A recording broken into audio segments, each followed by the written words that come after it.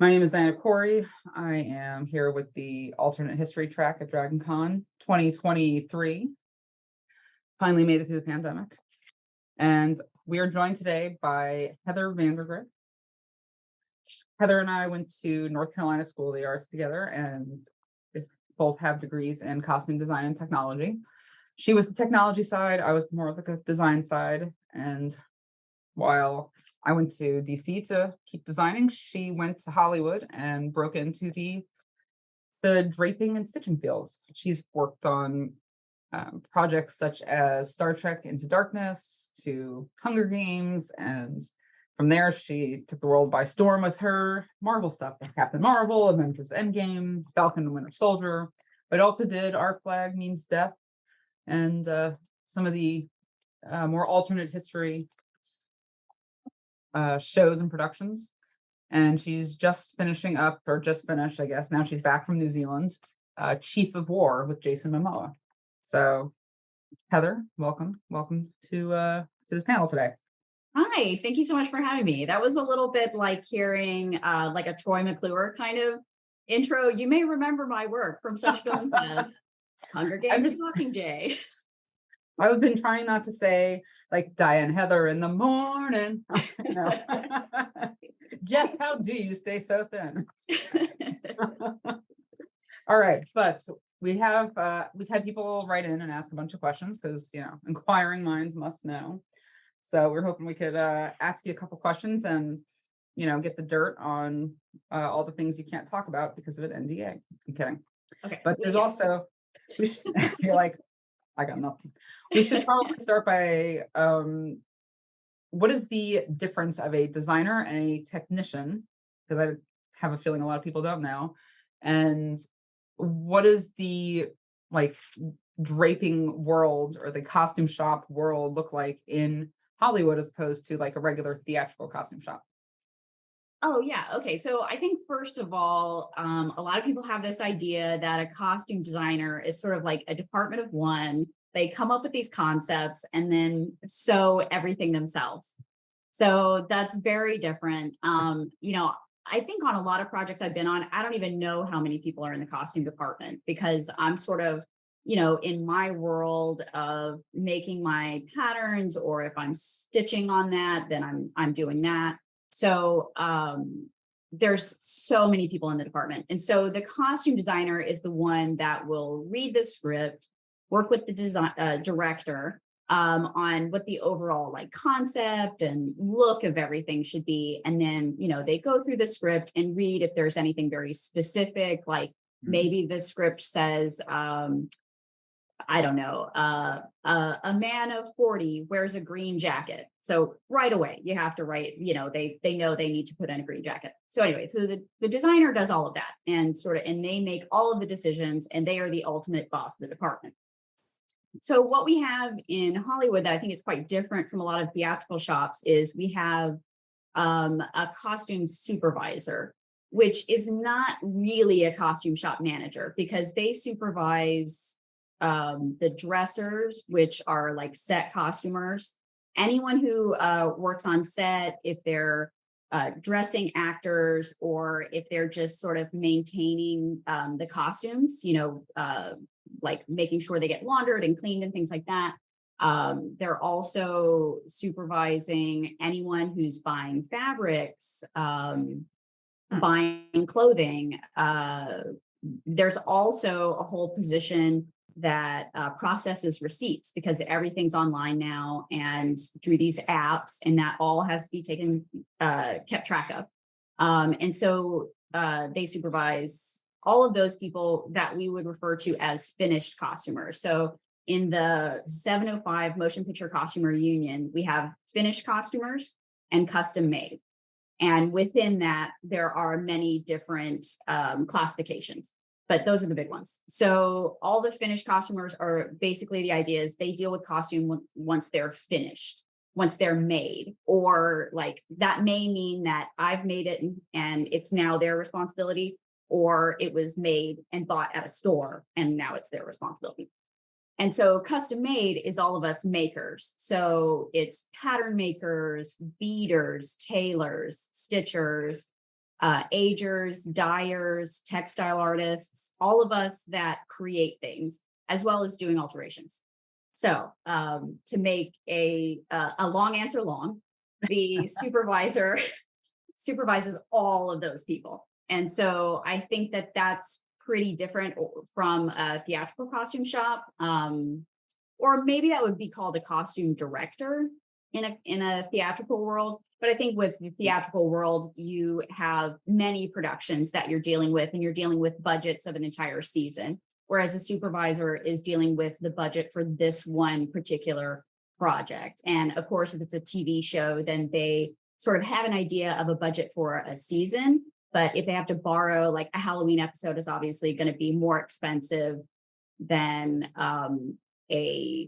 I don't know, January 15th episode. Like that's, Yeah. I don't know, maybe something exciting happens on January 15th that I'm not aware of. But anyhow, so, so they're sort of dealing with the budget for this one thing.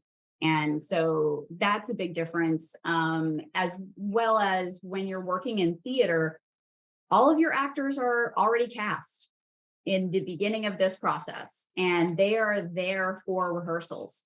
And so I can't even remember now how long we used to have to build in theatrical shows, maybe like 2 months, maybe 3 months. So anyway, your actors are there, they're present. So oftentimes when you're making costumes for movies or TV, the actor is shooting something else in Vancouver, and your thing is shooting in Atlanta, or if you're lucky, it's actually shooting in LA. It's very rare that you get on a project that's shooting in LA. But so anyway, that's also a big difference, is that your actors just aren't there and they aren't always available. Thank you. Yeah, very good. That's true. And my question is, what is it called what is the position called for someone who just deals with receipts of costumes? Is that just like in the finance department, or is that like, I feel very sorry for that person. That is, well, that's just dealing with costume receipts, because each department is going to have their own receipts of purchasing. Yeah. That's awful. Yeah. Okay, so a couple questions. I'm going to just jump right in. I'm going to start with the Our Flag Means Death, which I have not actually seen yet. It is on my to watch list, but so a lot of the questions that people sent in, I don't think they realize that there's a difference of costume design and building the costumes. So a lot of them is like, why did you put this into this? It's like, not the same. So, okay. What type of research did you pursue to help visualize the final costumes for Our Flag Means Death? I think a better way to maybe ask that is, do you do research as someone who builds the costumes? Like, do you research different kinds of like scenes and stuff? I definitely do. And especially with that show, because it was based on real clothing, like oftentimes I'm working on something that's like, perhaps it's a made up species, or, something in sci-fi that doesn't have any kind of basis in reality. So Our Flag Means Death was a very exciting opportunity to do a period that I really like. Anyway, so I did do quite a bit of research in terms of like, there is like a nightgown and nightcap for Steed that had all this quilting on it. And I believe we have a picture of that, not to interrupt you. Because we did some embroidery on this nightgown that Steed wears. It's like hand embroidered waves that was based on black work, but we did it in gold. And so I did some research just to find that kind of quilting. Now, I think if you were doing the job, maybe you wouldn't have to do that research. You could just ask the designer, like, what do you want to see here? But because I like to be involved or like to be helpful, I, just like looked up various images and, asked the designer, is this the way that you're leaning for a look, or would you like it something more like this? And so the designer, Christine Wada, she, looked at my images and was like, yes, I like this, but I want this kind of thread, or I want it to be a more delicate stitch. And so that was something quite specific We also just had like picture research of coats and jerkins from that time Okay. because like the Royal Navy didn't actually have uniforms. It was just like what people already had was what they wore on the ships. Really? But for the audience, Christine wanted to create a uniform look because that's what people are expecting.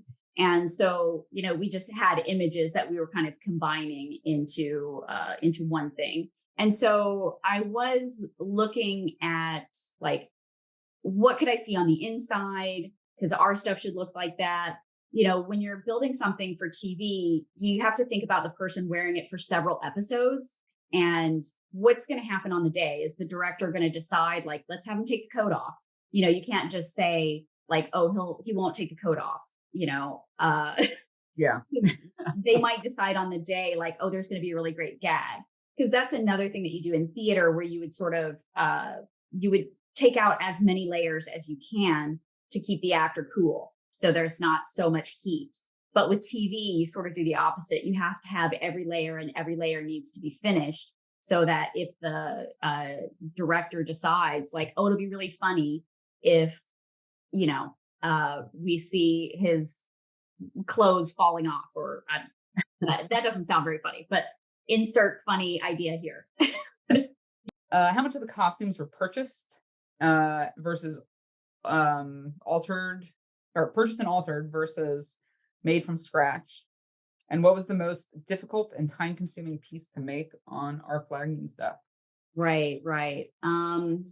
Gosh, that show went by so fast. If I had to guess, I would say that we probably built 70% Wow. and rented, purchased a 30%. Does that So include like extras and background, or just like the main?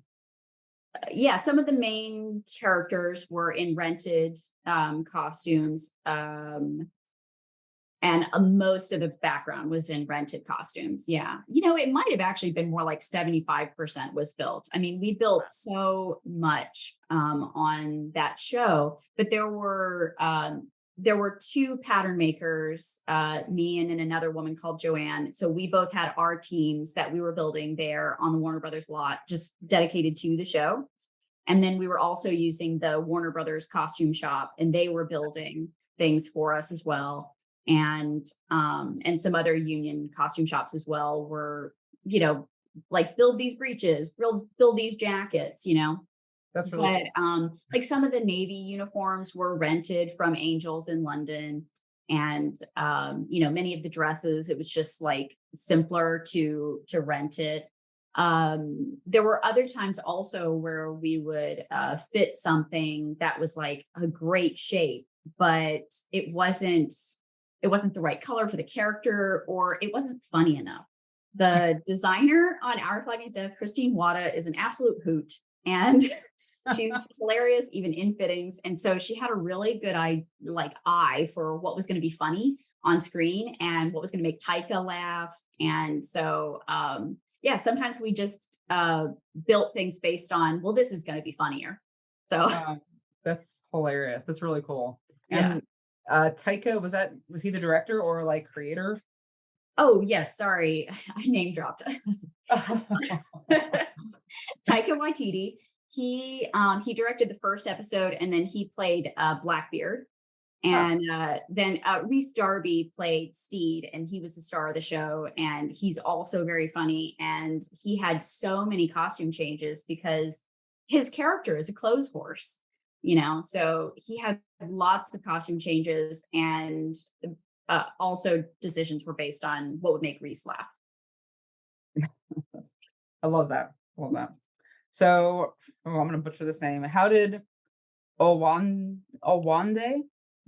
Crocs make it into season one? Oyude? All you want to. Owande. Close. Okay. How did those Crocs make it into season one? I'm actually not 100% sure because I was not on the shoemaking team, but I did see those Crocs, and I was talking to the assistant designer about it because they're hilarious. And basically, the actor just had a foot or ankle injury just before we started shooting. And so it was sort of a way for him to be more comfortable, like to be able to walk around and everything like that. But I think it was brilliant. They're hilarious, like historic Crocs. Because they're not just straight up Crocs. They've been doctored to look like period shoes. But if you look close enough, you're like, wait, are those Crocs? I mean, mules and things of that nature, the clog type was very common then, but yeah, Yes. yeah, I hear you. Oh, And wait, what, yeah, sorry, I forgot to answer the second part of your last question on what yeah, was the most difficult or most expensive costume time on Our consuming, Flag Means Death. It was difficult slash the, time consuming, sorry. difficult slash time consuming. Oh, wait. Okay. So this was the most expensive. It was the purple coat Okay. that Blackbeard wears to the fancy party on the ship. I forget how much it cost. It's on Hannah Green's Instagram. She did a whole post about it, but it was the most expensive because it has beadwork, embroidery, and tailoring. Oh, The other thing was the white look that Steed and Lucius wear. okay. We had to make something like 7 or 8 each because there's blood splatter, wine splatter, nose jar splatter. And so as Yeah. each of those splatters happen, in order to shoot continuity, we had to have this costume was aged with just the blood, and then this one was blood and wine. And Oh, so that one, those costumes, we actually had to cut the fronts first, and then we sent them out to an embroidery shop to put a soutache design on the front, and what and is then we soutache? constructed those after that. What is soutache for those who do not know? Soutache is like the one that we use is polyester, but at the time it would have been like a very fine silk ribbon, so fine that it sort of looks like a fat thread. And so it was often done up in different like very curly Q designs. So it may look like embroidery to someone who doesn't sort of know the difference between embroidery and like sewing on ribbon. It probably just looks like embroidery to many people. Because someone also asked, how many duplicates are made of each costume for like the main characters when you film? Yeah, so that really depends on well, for Our Flag Means Death, we didn't make a lot of multiples because it was a season 1 of a show. The budget was much lower. But on a feature film, and especially an action film, we'll do minimum of 2, one for the actor, one for their stunt performer, but usually 4, 2 for the actor, 2 for the stunt performer.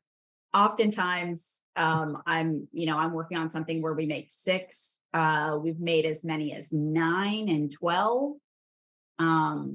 And so it depends on what the action is, how many stunt performers they have. I'll just digress just a little bit into Marvel for a second. Yeah, go for For it. Falcon and the Winter Soldier, there is one stunt that's done for the Falcon character. It's an actual skydiver skydiving out of a plane in the Falcon costume. So Cool. generally, a stunt performer can sort of be a jack of all trades and they can do a lot of stunts, but there are some that are so specific, or there may be something like horseback riding that is like this stunt double is just for horseback riding. So in that instance, we had one stunt double that was just a skydiver.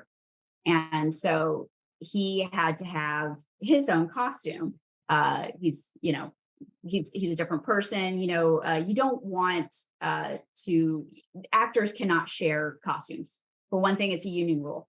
The SAG, the Screen Actors Guild, it's one of their rules that they can't share costumes because that's gross and that's not fair to them. So if 2 people are going to wear the same costume, then you have to make duplicates of that. And so there may be other reasons, like, for instance, if you've made something that's quite stiff and then you have a lot of moments where they're sitting, then you may make a different version that's more flexible just for sitting, or you may make more pants and fewer tops because the pants tend to get beaten up a little bit more from like sliding on the knees or something like that. So Um, great. yeah. Or there are also like there's so many capes. So oftentimes you'll need to make a shorter cape that's for visual effects because that's for safety. So we have wires and things like that. And so if an actor is doing like flips and turns and they're on wires, we can't risk having that cape get caught up. So there's usually like a short little cape or just the yoke of the cape that and so that's a separate multiple. Yeah. Very cool. Very cool. So I know we've been talking about our flag means death, not death. But I would like to jump back and because I'm like realizing there's a lot of questions about like how did you get your start in well costumes, but also like into Hollywood because a lot of people I'm sure want to like break into costumes in Hollywood and they're just kind of wondering what drew you to it and how you got there and someone even asked like what kind of classes you had in college that brought you there. I could say timed period sleeve class. I remember that one, which I made a C. I can't believe I made a C in that. I also can't believe you made a C. You're an excellent sleeve maker. Thank you. I like the sleeve. Did you make an A? I'm guessing. They cut that class before my year. I would have loved a sleeve class. I love sleeves. I made Okay, beautiful. so how I got my start or what drew me to it. So I have always loved clothes. Always. I don't know what it is. I don't think it's my upbringing because my sisters do not share my same obsession with clothes. I am the youngest, and so I always got the hand-me-downs. And my oldest sister is quite a bit bigger than I was. She's 8 years older. So her clothes were always gigantic. So, and I wanted to be a fashionista even at 6 years old. So, oftentimes I was belting the t-shirts, but it got to a point where I didn't feel like that was enough. So I started to learn to alter and rebuild so I could take what I had and I could cut it up and make it my own thing. And so that led into just totally making my own clothes. Like, I would see a dress on TV and I would just get obsessed with it and I would make it and, debut it at church. I think a lot of people who grow up in the South kind of get their fashion start in churches. So Hear that. So I would do that. But I just always assumed that would be some sort of hobby or whatever. And I was going to be an archaeologist. And then I found out that you have to go to school and you have to pay for a lot of school to become an archaeologist. Yeah. I couldn't do that. I couldn't afford that. So I think it was maybe a guidance counselor or something. Someone said, oh, well, you should be a costume designer because you love history and you sew. And somewhere along the way, I kind of learned that there are people who just make costumes because I'm not a very artistic person. I'm so much better than I used to be at like kind of coming up with concepts and seeing concepts, but I'm not like a naturally artistic person. So once I found out that you could like, build things in a very like Hermione rules are rules kind of way, then that was very exciting for me. And so then that's when I went to North Carolina School of the Arts where I could specialize in costume technology. And so they have two separate tracks, like Diana said. And so Diana was on the design track and I was on costume technology. And so you generally learn how to be a pattern maker and a costume shop manager in that program. And so there's various classes on pattern making, tailoring. There's also classes on costume shop management where you learn how to work with people. And I find that class has been very helpful for, running teams and shops here in LA. Because I'm not a naturally patient person. And so that's been very helpful to have had that skill set. Yeah. Right. Okay. And so then when, we graduated, there's sort of the idea of you do New York, Chicago, LA, or you tour. And I decided New York was too big for me. Chicago was too cold for me. So LA was the place for me to go. And I have an uncle who lives out here. So I just thought, okay, that'll make it easier. So when you come to LA, there's union and non-union work. And so I definitely wanted to do a union. Most of the feature films are union projects. So in order to work on them, you need to be union. But there is plenty of work if you want to stay non-union, especially in like creature shops, that will make the creatures, and those creatures oftentimes wear clothes. Or that's also costuming, is to make a creature, even if it's not wearing any clothes, that creature itself is a costume. So there's that track. So anyway, if you want to be union, then you have to get 30 days on a union project or in a union costume house. And so I just was able to get my 30 days, and I got an introduction to a pattern maker who was about to start something and needed a first hand or an assistant cutter. And I was like, oh, that's wonderful. And then it turned out it was Star Trek Into Darkness. I could not believe my luck. I was like, what? So anyway, that was my first film. I can't believe that I was so lucky to get to have that as my first film. And Crazy. Cool. And that's how it works. Yeah. So, okay, a lot of people want to know, where do you source, or where does the designer source fabrics from? Also with Marvel films, are they like custom made? Or are they just bought? Do you alter them in any way? Does the designer design it and then just send it off to be made? How does that work? Yeah, so we never get any fabric custom made, because the mills that make fabric are dealing in hundreds of thousands of yards, and we often need hundreds of yards or tens of yards.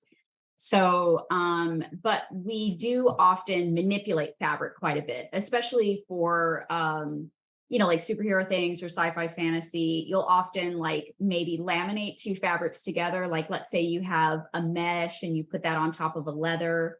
And so then that way the leather shows through the mesh texture, or you may screen print some texture onto just twill. Is actually stretch twill is a great fabric that we use often. So we'll do things like that. Or, we almost always have a dyeing department, because your red is never the exact red that you need, so if they're just tweaking, there's that. Or they'll completely dye something to, your exact colors, the specifications. So in terms of sourcing fabrics, that's someone's job, is actually going out all over LA and buying fabric, sourcing fabric online. If you have a big show, you'll usually have a whole department of people that are shopping and sourcing.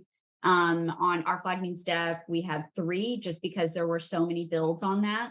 And, you can see their stuff on their Instagrams where they've talked about the buying that they did. Laura Wong and Hannah Green, and then Maddie Carroll was the other one. So they found some amazing fabrics on Our Flag Means Death, because we didn't really have the budget to manipulate, and we didn't have the time to manipulate fabric like we normally do on, say, like a Marvel show.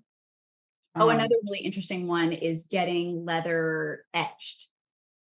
So it's basically like there'll be like a computer graphic with a pattern, and then we send the leather to a place where they use a water jet laser to etch or perforate that leather. And so it may be as something as simple as like a tiny square, and then the leather sort of becomes a mesh. Or it may be something like, I forget what it was on the Scarlet Witch's costume, but her red jacket in Captain America 3 is etched leather.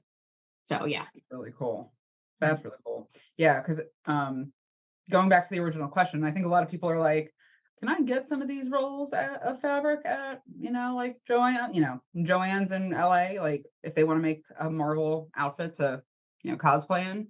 Most of them, I think that's what most people are like kind of looking for. Is that even possible, or do they alter them so much that it's? I think by the time something comes out, because you have to think about like the advanced time that we're making something. Mhm. before it comes out, because we're making the costumes, then it gets shot, and then it is edited, then it's marketed, and then it's in theaters. So by the time you're seeing it, that fabric is probably sold out of wherever it was on sale. Oh, that's a good point. Oh, that's a So, very but I mean, people were able to find the bird road fabric from Our Flag Means Death, and some amazing robes were made from that. And people shared all over Instagram. It was really great because that fabric was mesmerizing from the get-go. Is that So red, that gorgeous red? yeah, it's like a pinky fuchsia in person, but it does show up as red on screen. Let's say best things to have in your kit.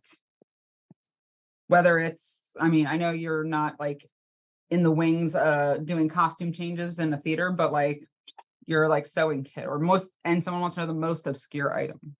Math, because Oh, people don't realize how much math I use. that's a good one. That's really good. Yeah, people are surprised when I'm really good at math, and I'm like, they're like, well, how do you know? It's like, oh, what fraction is that? I'm like, blah, blah, blah, blah, like on it, and people are surprised. I'm like, I don't know. Yeah.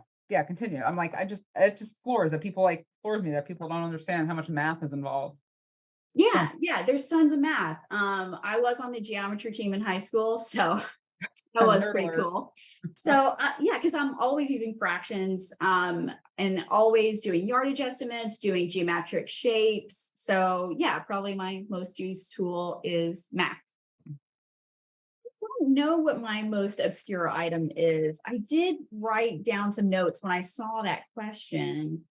Um, I think I think for me, I'm very much into the rules that OSHA has made for our safety.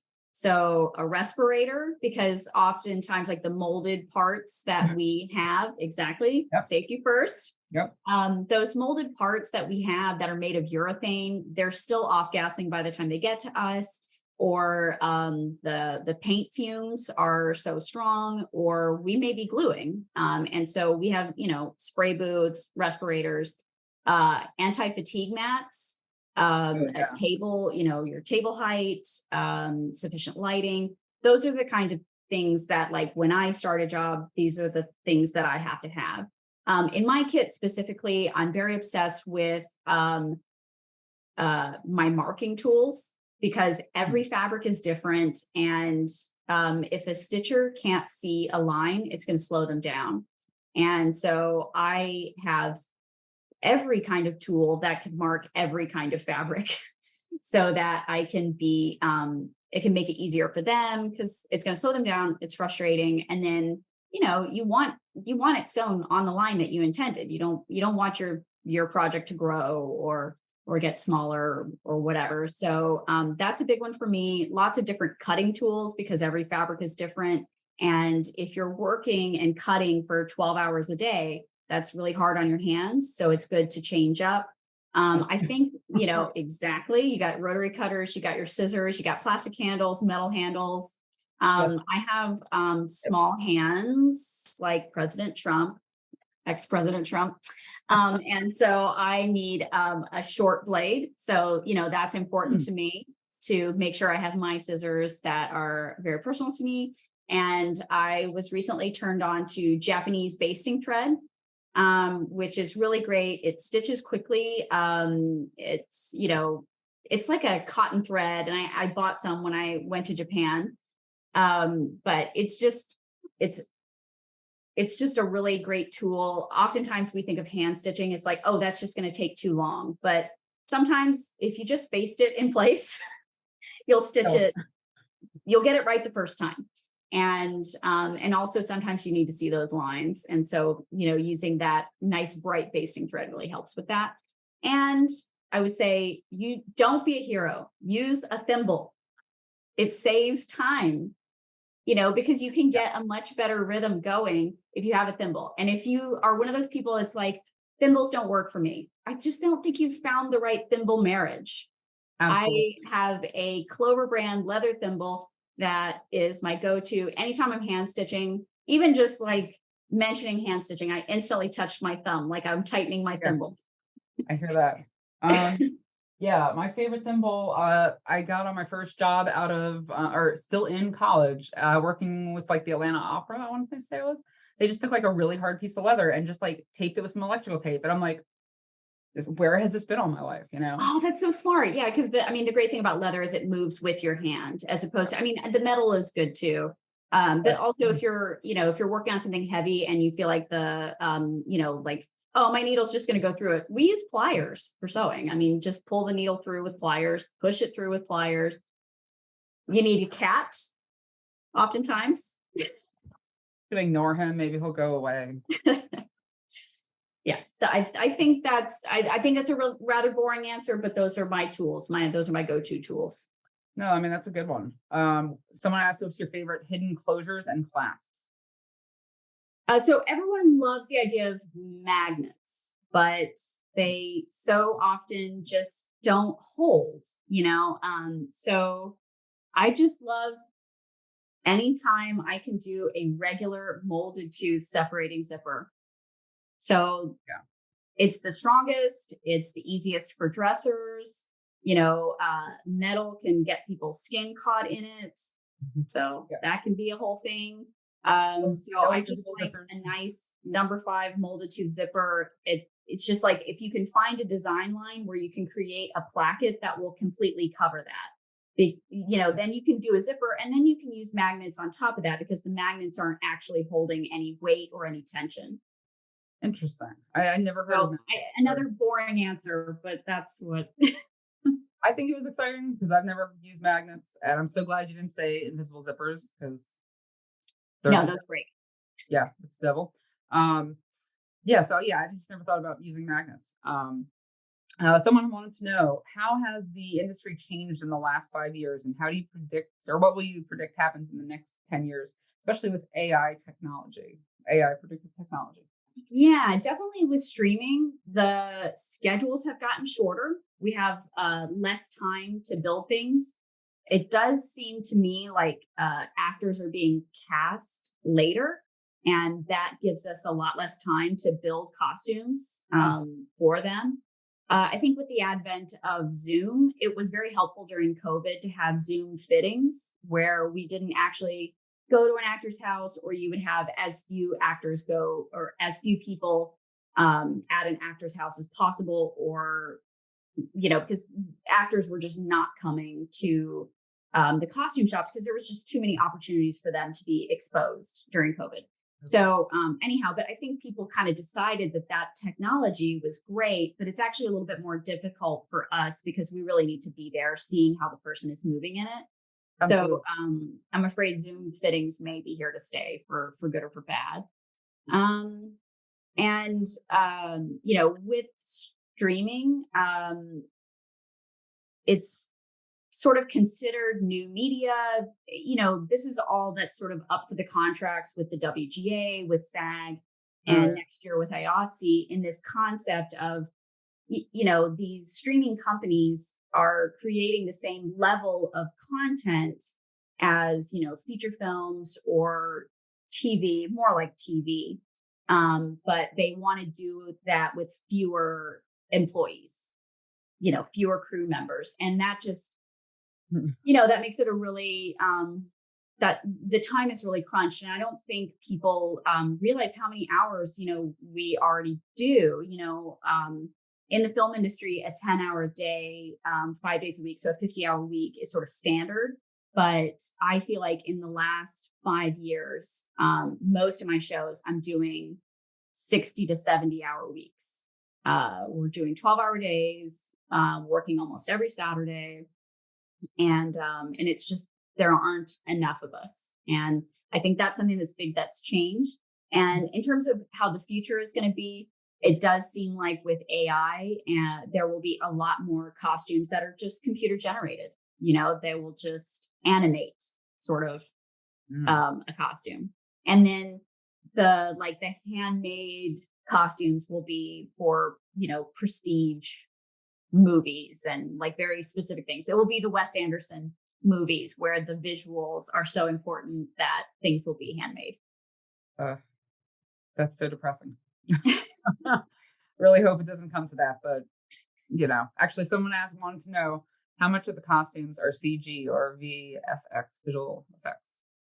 Yeah, so we almost always will make at least one costume if it's only to be scanned for visual effects. But most of the projects I've been on, a person is wearing a real costume. There's some exceptions for scale, such as the Hulk and I'm drawing a blank, but I think characters that are sort of out of scale. Oh, Thanos. Those are CGI because we couldn't really build anything to that scale. Uh, But and there are often touch ups on a costume, but we usually will build a whole costume. Or going back to what I was talking about on multiples, like sometimes we'll make a shorter cape for safety's sake. right. So, like the bottom of the cape will be sort of the CGI part of that. Um, let's see. Question of oh, how much do actors or any other parts of the cast have a say or input into their costume choice? Oh, I I think that it usually is a collaboration. I think it really depends on the actor and it really depends on the designer. I think if an actor comes in with a very strong idea of what their character should be like, then I think that the designer, kind of appreciates having their input of how they interpreted the character, and they'll take that into account. There's also times where we have a whole concept and we build a mock-up in all the fabrics, and then we put it on the performer and it's like, oh, those proportions or those colors don't work with that actor's skin tone or with their proportions. Or like, let's say five people are wearing the same costume or the same uniform, and so um those proportions don't quite look right on this other performer's proportions. And you have to decide who needs to look great and who can be like, eh. Or Right. do you kind of change the design to make both of them or all of them look great, or not necessarily look great, but if the character is meant to look great, then obviously you want them to look great. If the character is meant to look schlubby, then that's what you're going for. Like the sad bridesmaid, it's like the dress works on everyone except like one person, and it's like, well, sorry, sad bridesmaids, like that's not going to go well for you. Right, exactly. Okay, a couple last questions because I know we're probably getting kind of late. So, and I love this question. How do you approach patterning and construction when handed a design? Like, what's your like process when you get like a design, and then where do you, Right. yeah, do you go? Yeah, right. Okay, so it kind of depends on the designer, because like some designers that have a strong construction background, they kind of already have an idea of how they want it constructed. And then others just kind of like give a concept, and it's like, how can we do this sort of silhouette but also say this? And in a perfect scenario, I've read the script and I understand the characters as well. And you know, I can make those tiny little decisions about, like, would they have crisp pockets, or would they have schlubby pockets, that those kind of micro decisions I can sort of make and then check with the designer. But on oftentimes we don't have we're not allowed to read the script because it's top secret. Like Avengers, we weren't allowed to read the scripts. It was so top secret. So Mhm.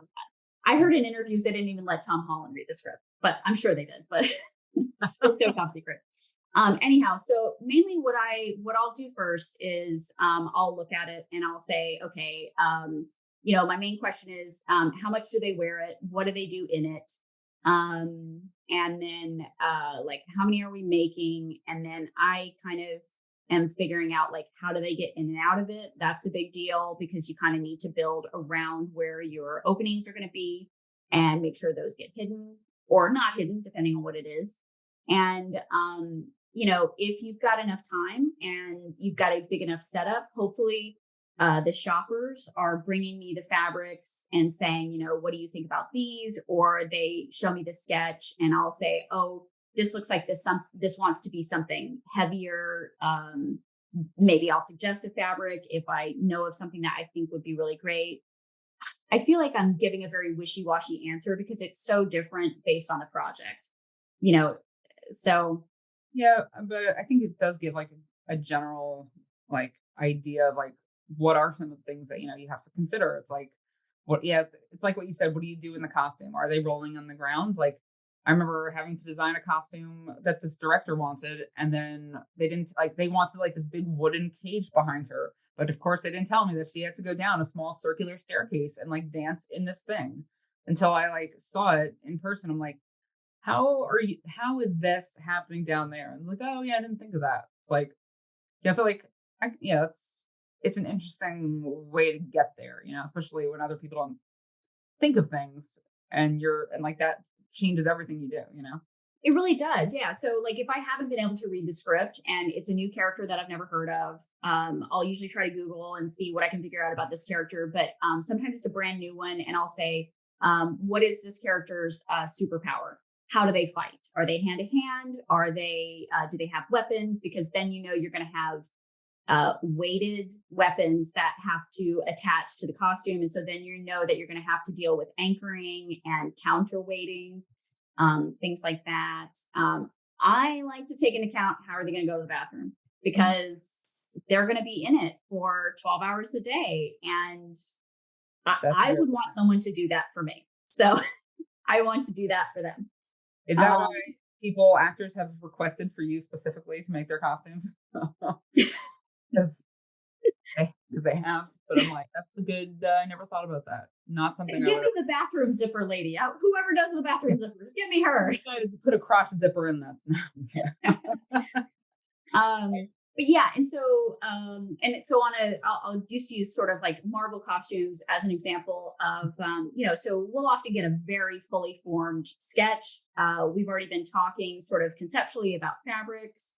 And then we already know who the performer is going to be in most cases. And so, we'll have their measurements and a dress form that will pad up or sometimes we have custom scanned dress forms of the performers.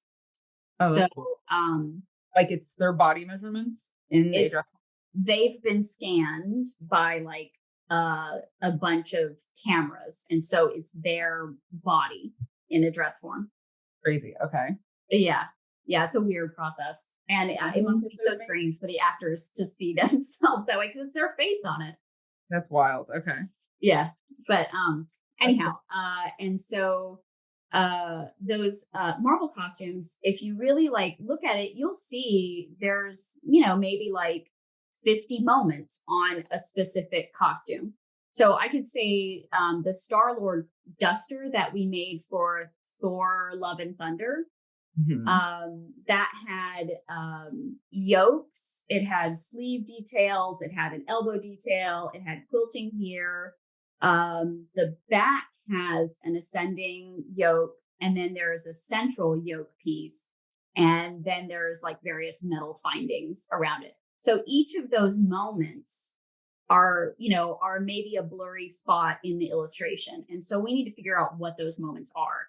So we'll do tons of samples. So like, there was this quilting in his sleeve down here. And so it's based on like motorcycle jacket quilting. But we need to get that scale right. We need to figure out what material it is because like the designer may pick like, oh, I like these leathers. I like this main leather. But then you see that there are other colors on there. And so I may ask for a leather in that color that is a little bit softer or a little bit harder, and it can be like a contrasting color. And so we'll maybe do like 4 quilting samples for just that little, 6-inch by 6-inch piece to just get that scale right. And so each of those moments on the costume, and that's just the jacket. The vest has a lot, the pants have a lot. And so we'll do stitching samples of all of those things. So that's a Marvel costume. On Our Flag Means Death, we had a sketch, we had the fabric, and we had measurements. And so it was, okay, it's a regular garment that exists in patterning books.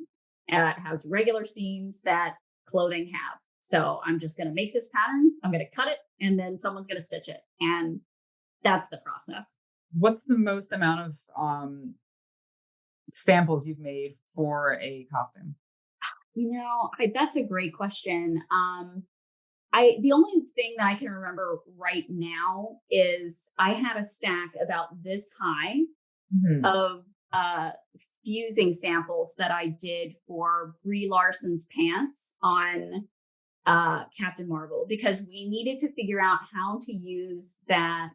The front of the pants is this really beautiful pearlized leather, but then the back is a pearlized neoprene so that it stretches and has a lot more give. It's a lot stronger. Okay. But with neoprene, you have to control it or it'll just keep going and it'll rip or it'll wrinkle. And so I did a stack this high, finding the perfect combination of interfacings for that neoprene, because we had different thicknesses of neoprene and different weights of interfacings. And so that's the thing that kind of comes to mind. That's crazy. All right. So to wrap it up, let's see. Do you have two things? Number one, do you have a dream project that you would love to work on? And two, any advice for beginning costumers out there? A dream project for me is anything where I'm just having to, I'm just being challenged with like new materials, new ideas. Like I love anything that's going to be like sci-fi fantasy. Maybe it's a gnome, but it's a gnome on a different planet. So it's got lederhosen, but it's made out of something that lights up, Yeah. I love any kind of stuff like that. My nightmare project would be working by myself hemming pants for procedural dramas like CSI, wherever.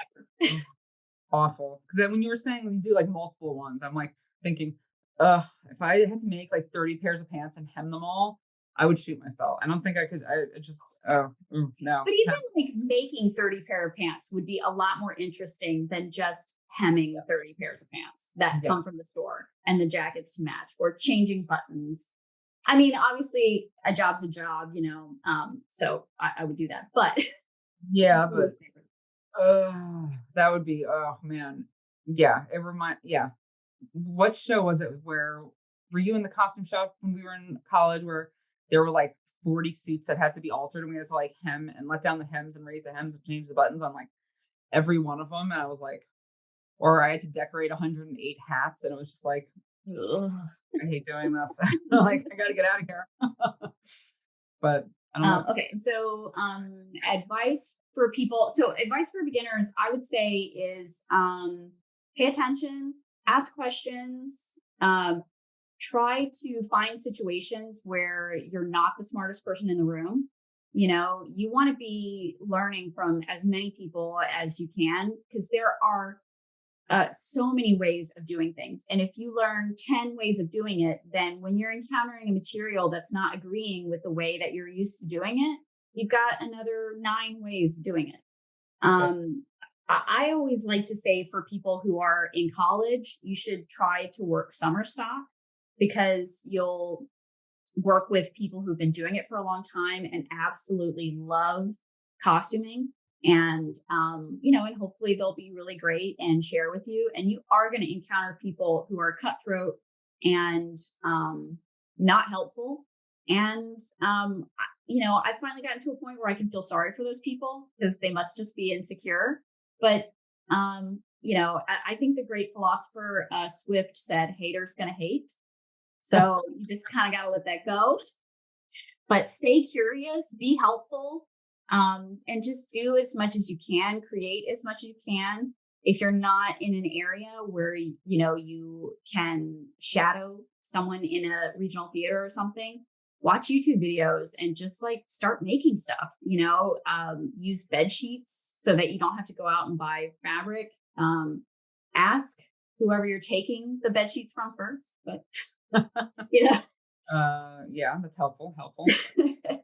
Sleep with people just to steal their bed sheets. And final question, why aren't you moving down to Atlanta to open a costume shop here and like hang out with me? Yeah, I would Coming off love that. to hang out with you. I would love that part, but the opening my own costume shop would be so stressful. I would never make patterns. I would just be Yeah. looking for clients. Well, Heather, thank you very much. And I appreciate you taking the time to speak with us. Thanks for having me.